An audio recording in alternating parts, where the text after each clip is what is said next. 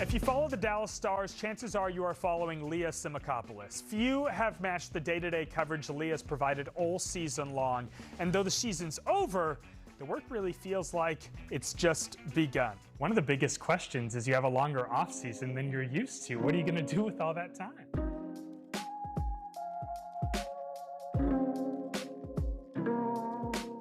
It seems like, the focus is this group feels like they have the pieces to win a Stanley Cup. They just didn't put those pieces together this year.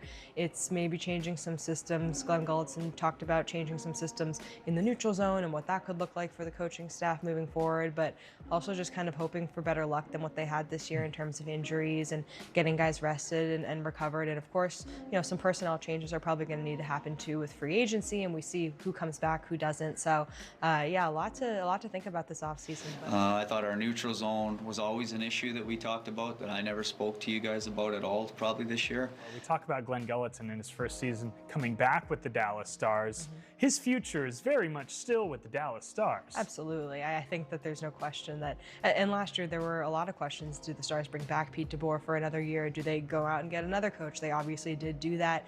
I think there was more uncertainty last year than there is this year. I think that Glenn Gulutzan had an outstanding first season as a head coach returning to Dallas. I mean, he hasn't been a head coach in close to a decade, and he led this team to 112 points in the regular season. Yes, still has something to prove in the playoffs, has not won a playoff series in his career, and unfortunately for him, that is kind of what it comes down to here. This is a team where it's cup or bust, and if you don't win in the playoffs, that's what everyone's going to remember. But I don't think that this is an organization that makes impulsive decisions for reasons like that. I think that everyone in the locker room, Jim Nill, all feel like he overachieved in the regular season in his first year, maybe underachieved in the playoffs, but you don't just fire a coach after that, and that would not be a good track record for this organization either, to just be a revolving door of coaches. I don't expect that to happen at all. Well, obviously it ended way sooner than we wanted to, so obviously we'll take, now we have extra time to take to the next step shortly. When you think about a fastball that's been coming our way for a couple seasons now, it's Robo's contract, and we finally come to that point where the questions are going to him at the podium. And you can read a lot into body language when you look at him respond to questions related to his future with the Dallas Stars. We don't want to read too much into those. But just in how big an offseason this is for a young player who is obviously playing at a very high level, what do you expect in the coming weeks and months leading into the next season with his situation in particular? Yeah, that's the biggest question for them this offseason is what do they do and how much money is he going to make and can they keep him? And yes, reading his body language today, I felt it was very non-committal, and of course he probably wants to come back, but on his terms and getting the deal that he wants. And that's a question that has to be worked out between his agent and Jim Nill. And I mean, the Stars, if they're going to want to keep him, they're going to have to pay him $12 million range, similar to what they're paying Mikko Rantanen. And the question is, can they fit that in their cap? He has earned every penny of that in his season. He led the team in goals this year. He scored on almost every playoff game this year, kind of put to bed some chatter around him and his inability to produce in the playoffs. That was not at all the case this year. So I think that the Stars should pay him and should make it a priority to keep him. One thing he did mention is he got a new agent this offseason, or during the season, and that agent is also, I believe, Wyatt Johnston's agent, Thomas Harley's agent, Mikko Rantanen's agent, so has a lot of history of negotiating with Jim Nill and making deals work. So I guess Stars fans can hope that the same is true for Jason Robertson, but yeah, that's the big question mark, and I think we'll know more probably late this summer. The antennas always tend to go up when you hear new agent. It's, oh my goodness, we're in a new territory. They're getting new voices. A lot of conversations to be had there. He seems like he has confidence in his new agent, and given that prior relationship, you hope that it'll pay dividends moving forward. You only have a real chance to win the cup so many times. So we gotta realize that, and really their sense of urgency, I think, needs to be elevated. The window, though, is a huge question with the Dallas Stars. They were talking about 4-year windows moving forward. It's difficult, at least for me, to imagine that runway is what you have with any team.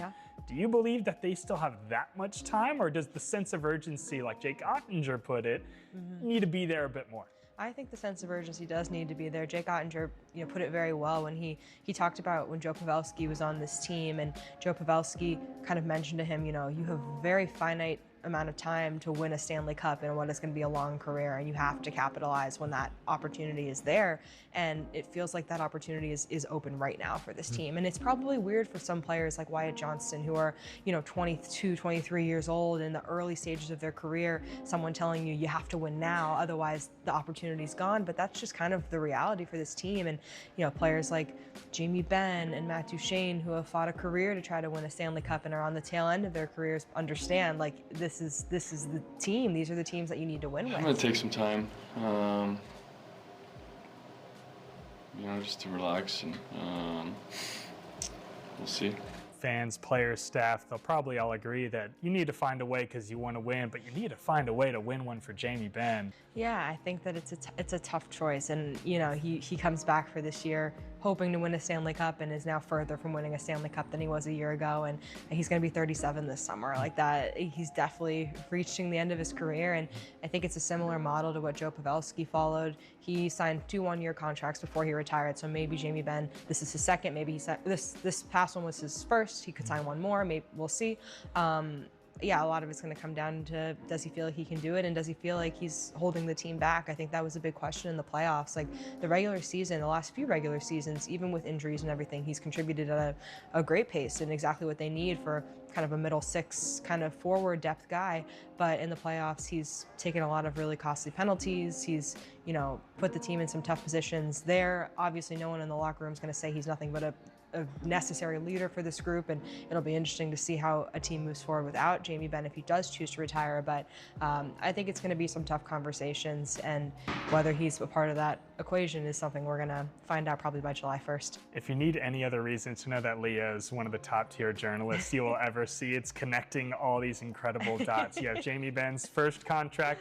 We've seen it happen with the second. We have, of course, Robo's new agent and the commonalities we see throughout the team. These are connecting the dots. This is journalism at its finest. Will this be the most intriguing for you as a journalist and for Dallas Stars fans, seeing how everything plays out? I think so. I think that the message the last few summers has just been, keep the group together, run it back, let's do it again. But it's kind of hard to have that message. And I think that a lot of fans are going to have a problem if that is the mentality this summer, because obviously there was a step back taken. So you need to do something to change. Like you got to think they're going to do something. Maybe the priority is really just locking down Jason Robertson, and that's the big move of the summer. And if they can't, maybe it's signing him to a qualifying offer, a 1-year deal, and working on a trade to get some massive return for him. I think that that's really going to dictate what the future of this team looks like over the next few years. But yeah, it's a different offseason, and you can't just say, oh, we're knocking on the door, we're right here. Mm-hmm. That's what it was the last 3 years. Now you have to change something to get back to just be knocking on that door again. So it's going to be interesting to see what Jim Nill and what some of the players with some decisions to make decide to do here. Follow Leah at LASSIMAK across social media. She will have the latest news as it breaks all off-season long and into the fall. As I mentioned, she also covers college sports for the Dallas Morning News. SMU could be due for another exciting football season this fall.